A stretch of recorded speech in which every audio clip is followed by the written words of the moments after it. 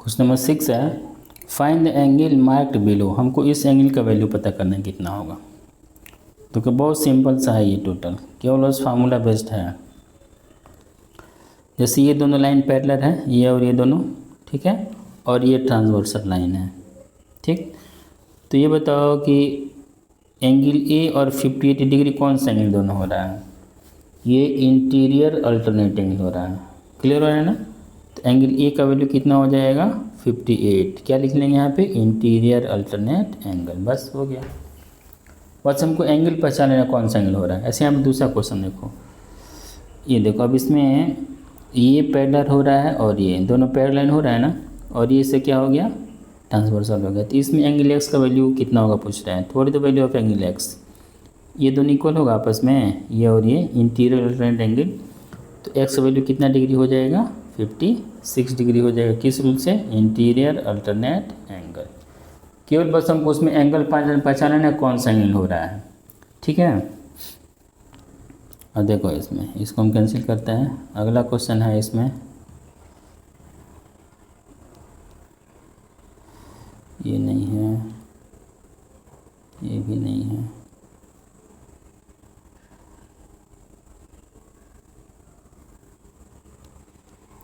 ये भी नहीं है, ये देखो,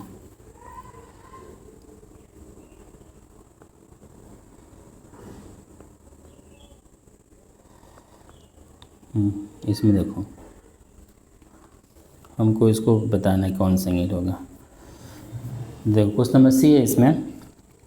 अब बताओ, ये दोनों पैरेलल हैं, दीज लाइन्स आर पैरेलल, ठीक है।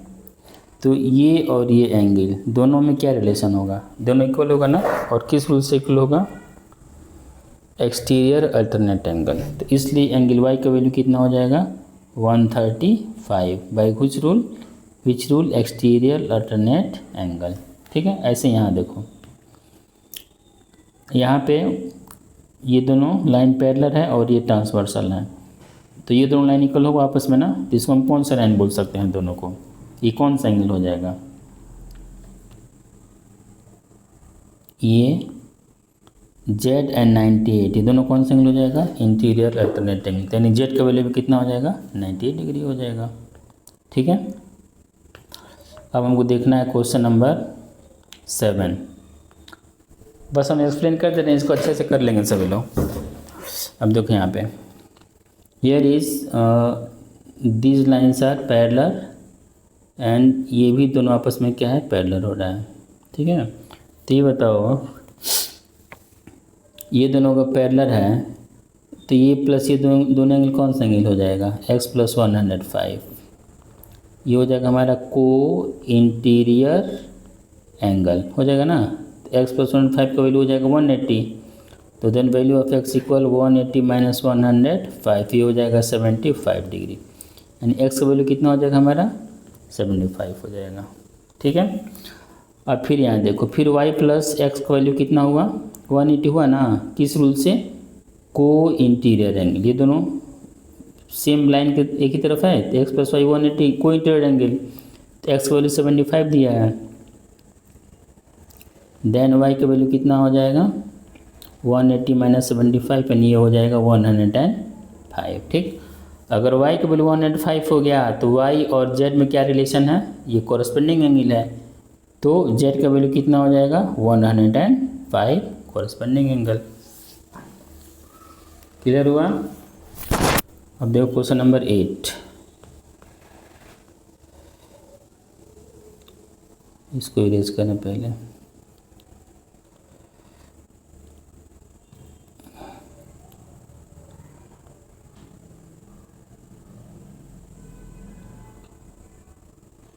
देखो ये है क्वेश्चन नंबर 8। इसमें हमको पता करना है एंगल x, y, z और p का वैल्यू पता करना है।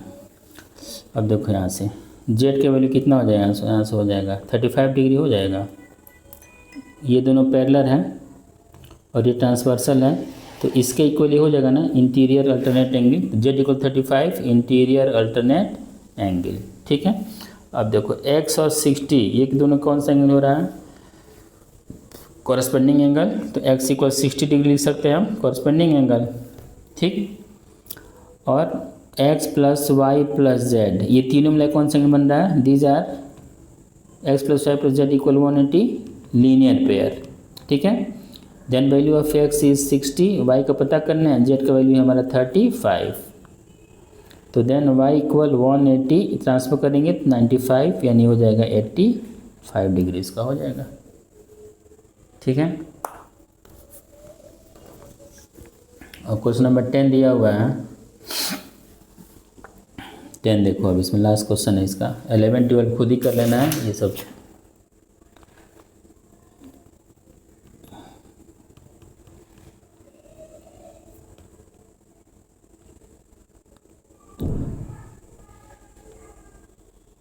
क्वेश्चन नंबर 9 तो हो गया,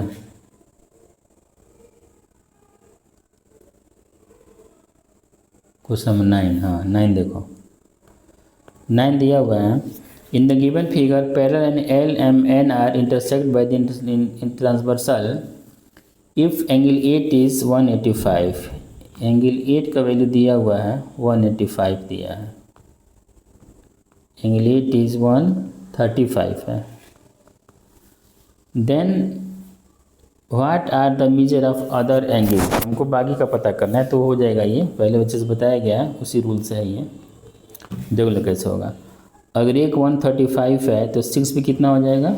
135, किस रूल से? वर्टिकली अपोजिट एंगल, ठीक है।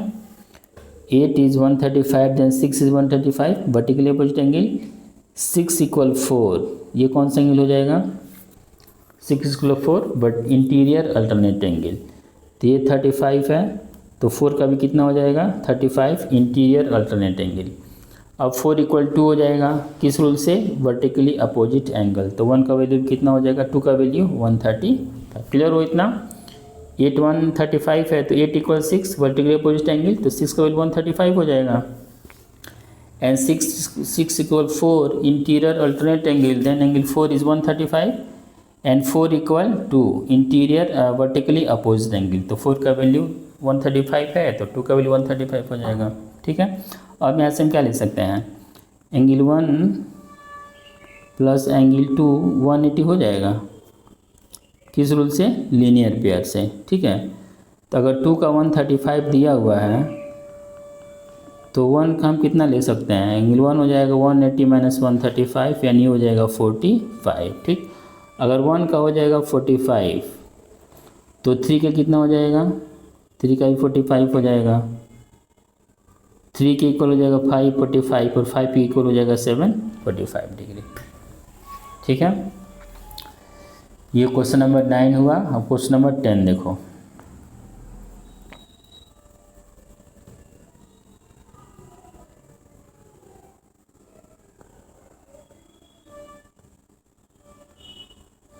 क्वेश्चन नंबर 10 है,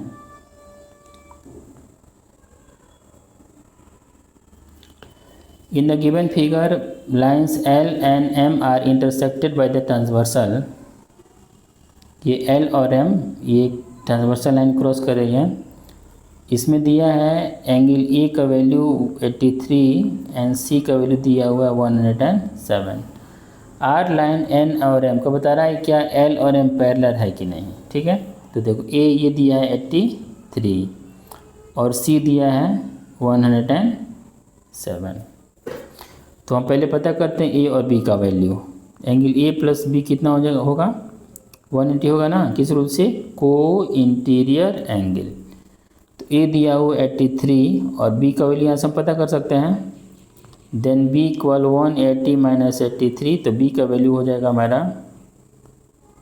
83 है यहाँ पे 97 डिग्री हो रहा है, तो B का हो रहा है 97 और C का दिया हुआ 107। तो देखो रूल क्या है कि अगर दोनों लाइन ये पैरेलल होता है तो उसका वर्टिकली अपोजिट एंगल आपस में क्या होता है? इक्वल होता है ना। तो यहाँ पे B का 97 दिया है, सॉल्व करने पे आ रहा है, और पहले C का कितना दिया हुआ है? C का दिया हुआ 107 दिया हुआ, मतलब यहाँ पे वर्टिकली अपोजिट एंगल आपस में इक्वल नहीं है, इसलिए क्या होगा? ये पैरेलल नहीं होगा, मतलब L and M are not parallel. तो एक्सरसाइज 5.3 कंप्लीट कर लेना है। मंडे को MCQ और मेंटल मैथ और कॉम्पिटेंसी बेस्ड क्वेश्चन, ये तीनों का वीडियो हम सेंड करेंगे।